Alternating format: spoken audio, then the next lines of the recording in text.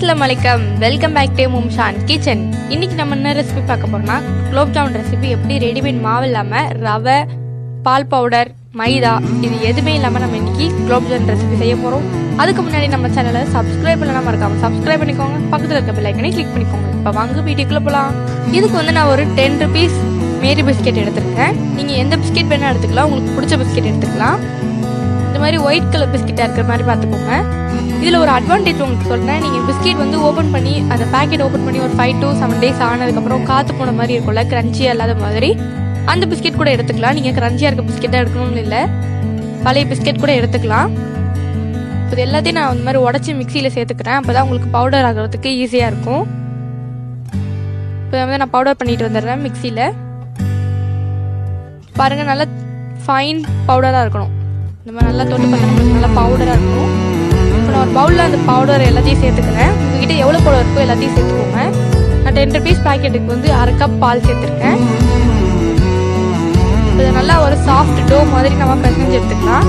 இதில் நான் சொல்கிற ஒரு சில டிப்ஸ்லாம் நீங்கள் ஃபாலோ பண்ணிங்கன்னா உங்களுக்கு நல்லா சாஃப்டாக கடையில் வாங்குற மாதிரியே ஒரு குலோப் ஜான் கிடைக்கும்.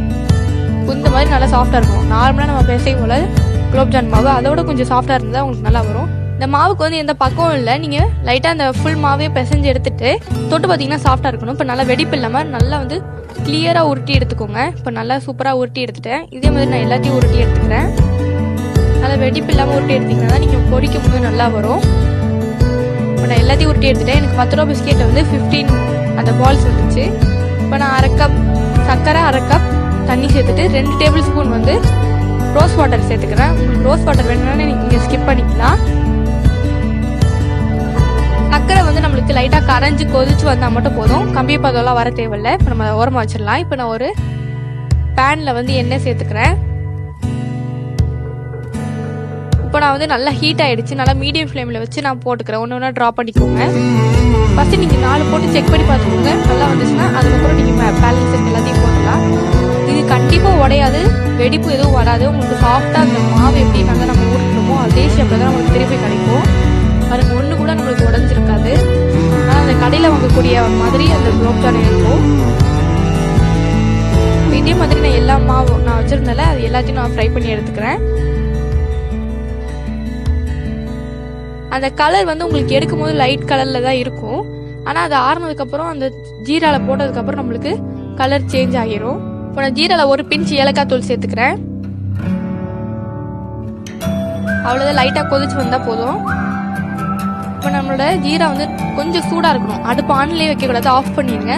ஜீரா வந்து கொஞ்சம் சூடாக இருந்ததா அப்போ தான் அந்த ஸ்வீட் வந்து அந்த பால்குள்ளே போகும்.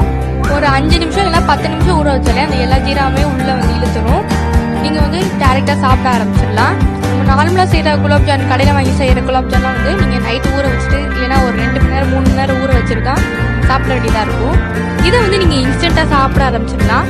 இனிமேல் நீங்கள் மாவு வந்து கடையில் வாங்கவே தேவையில்லை. இதில் நீங்கள் ஒரு டைம் ட்ரை பண்ணி பார்த்துட்டீங்கன்னா அதுக்கப்புறம் நீங்கள் மாவே வாங்க மாட்டீங்க. இந்த வீட்டில் இருக்க பிஸ்கெட்டே வச்சு நீங்கள் குலோப் ஜான் செய்ய ஆரம்பிச்சிருப்பீங்க. இது செய்ய வந்து 10 to 15 நிமிஷம் தான் ஆகும். உங்களுக்கு ஈஸியாக முடிஞ்சிடும். அதுவும் இல்லாமல் உங்களுக்கு ஒரிஜினல் குலோப் ஜாமுன் டேஸ்ட் கிடைக்கும். ட்ரை பண்ணி பார்க்கலாம்.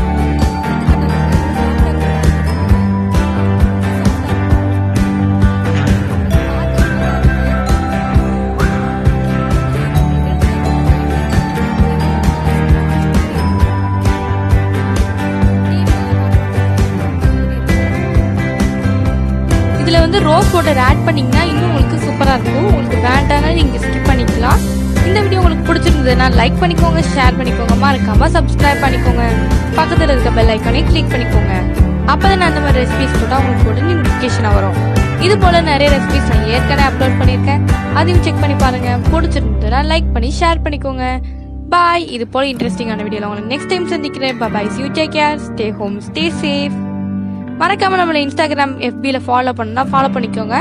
அதில் தான் என்னென்ன ஃபுட் ரெசிபி போட போறேன்னு உங்களுக்கு அப்டேட் பண்ணுவேன். அதோட லிங்க் நான் டிஸ்கிரிப்ஷனில் கொடுக்குறேன், செக் பண்ணி பாருங்க.